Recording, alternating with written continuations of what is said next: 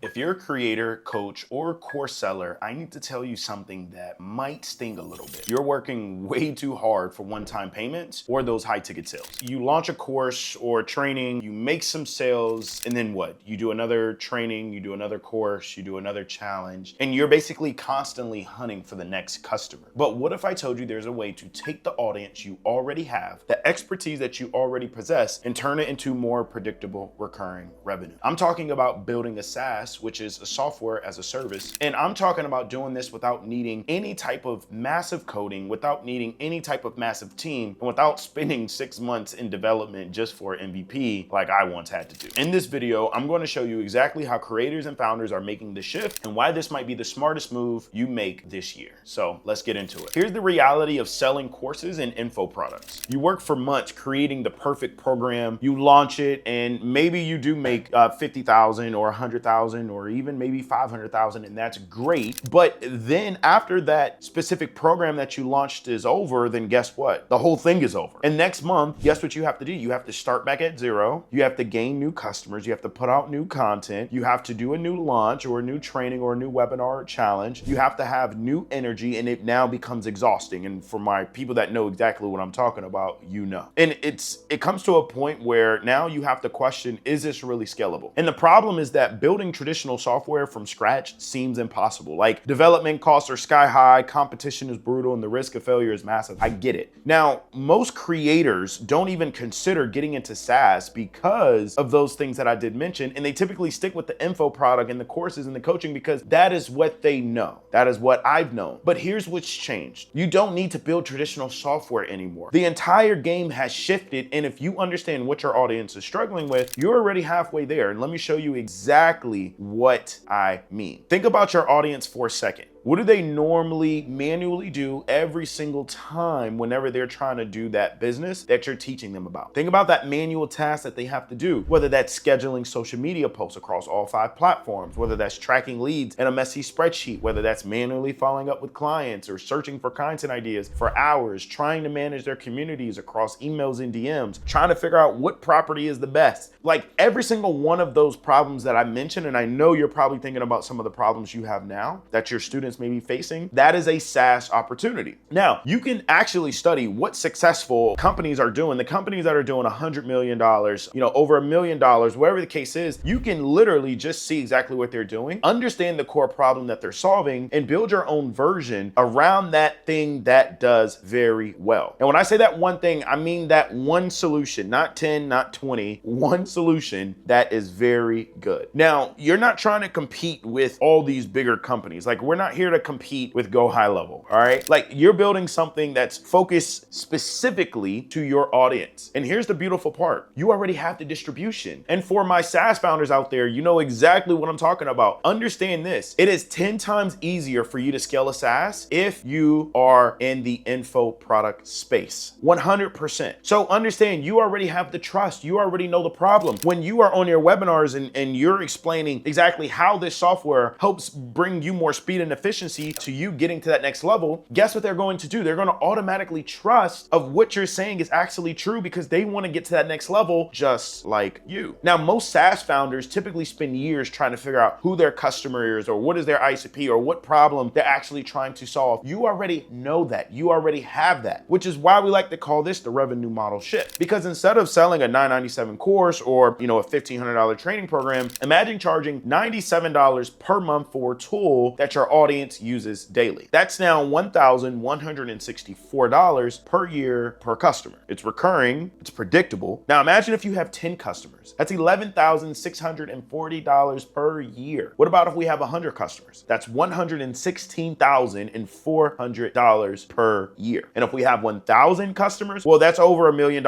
in annual recurring revenue. And you're not constantly launching, you're implementing and you're building and you're improving and you're serving customers who stay month after month. That's a real real business. That's where you actually start to get equity out of. That's something you can actually scale or even sell. Because unfortunately, in this info product space, you cannot sell your business. All right. So let me guess, you're probably now sold on the idea. And now the question is how do you actually do this? Well, here's how you do it. Step number one, you want to find what already works. And we're not going to sit here and try and reinvent the wheel. All right. So you can go to a website called getlaka.com, and it's a SaaS database built from thousands of CEOs interviews that shows you revenue, valuation, and customer data, basically on real SaaS companies. And you are looking for businesses that are already making millions solving problems that are similar to what your audience faces. And you can focus on marketing softwares, especially because they're typically a little bit easier to understand and faster to actually validate. All right. Now, understand, you want to find one that is doing at least 50 million and maybe all the way up to about $100 million per year. Study their pricing page, read their customer reviews, understand what people are paying for. You're not copying them,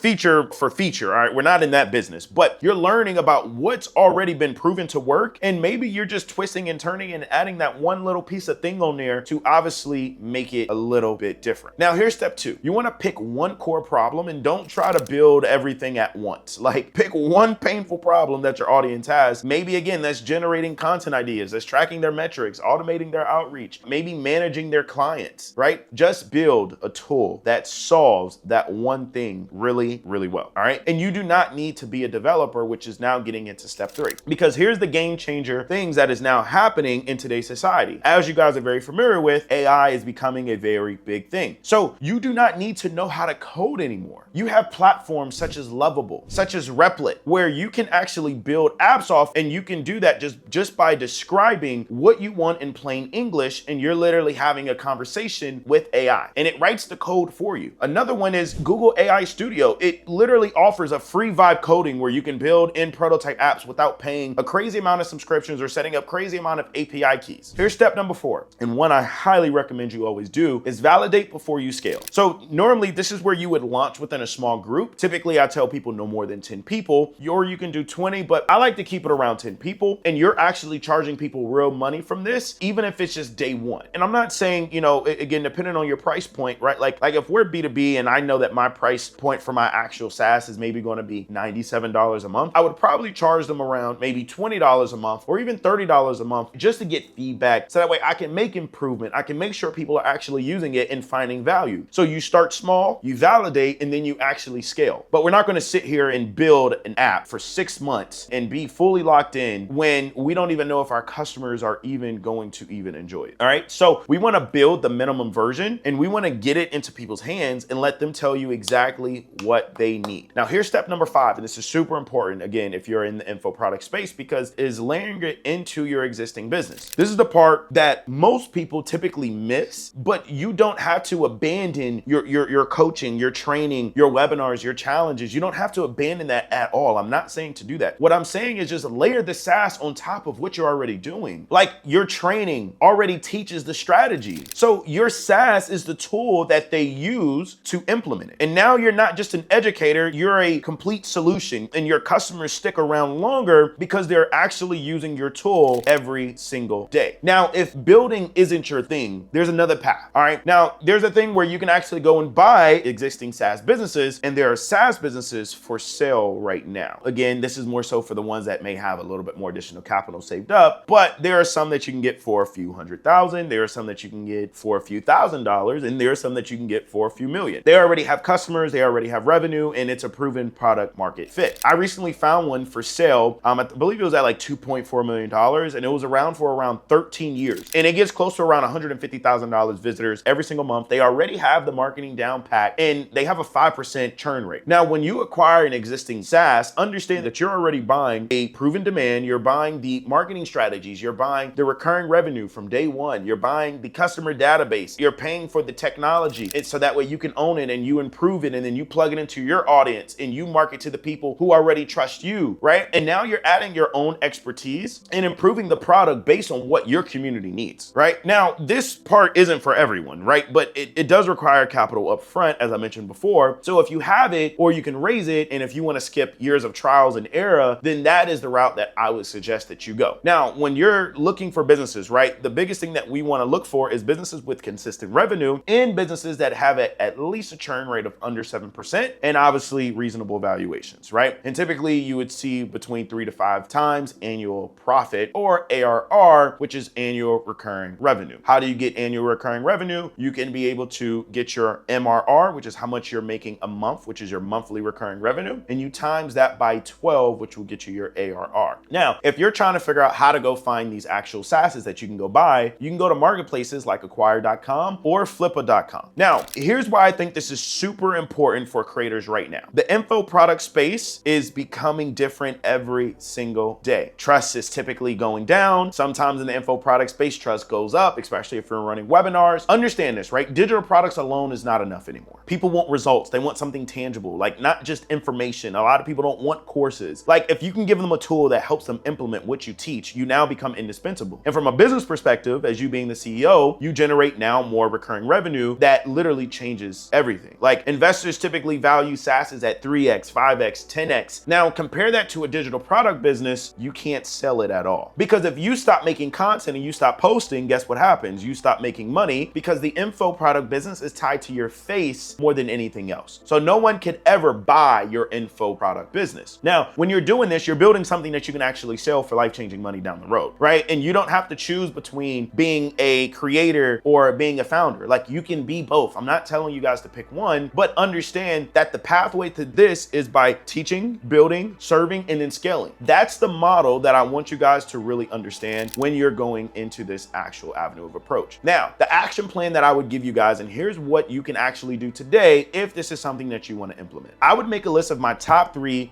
manual, painful tasks that my audience does regularly. I would go to getlika.com and find SaaS companies solving similar problems, study what they charge and what features they offer. I would pick one problem to solve, not 10, not 5, not 3, just one, and research tools that can actually help you build a simple version that you can use, such as Lovable or Replit. And I would build a basic MVP. And an MVP is just a minimal viable product, and it doesn't have to be perfect. It just has to work, right? I would offer it to those 10, max 20 people in your audience, and I would charge them money. Typically, I would charge them lower than what you would typically charge when you actually launch. Get feedback, improve, iterate, and scale from there. Or if you'd rather build and start in browsing SaaS marketplaces this week, filter by your niche, revenue, and churn rate, do your homework, obviously. Either way, the opportunity is literally sitting right in front of you to actually help increase your MRR. Now, the future of this isn't just about selling information. The info product space is a whole different path of which some people cannot unlock. Now, when we're getting into the SaaS room, understand this. It's about building tools that actually create transformation, not just building something that you're having people pay a monthly amount for and there's no transformation from it. So if you're already teaching people how to do something, why not just give them the software that makes it easier for them? That's how you go from being a creator to actually being a founder, going from one-time payments to actually getting and building recurring MRR or actual equity for your company. Now, if you want me to break down more specific SaaS models, no-code tools, or how to actually build a SaaS, or even acquisition strategies, drop a comment below and let me know inside the comments. And if this video shifted how you think about your business, I'm dropping real business breakdowns like this every single week, you guys. Now, let's go out there, build something your audience actually needs. And as you guys can see, there is no take 1, no take 2. This is exactly what you get. So I'll see you guys in the next one. Cheers, y'all.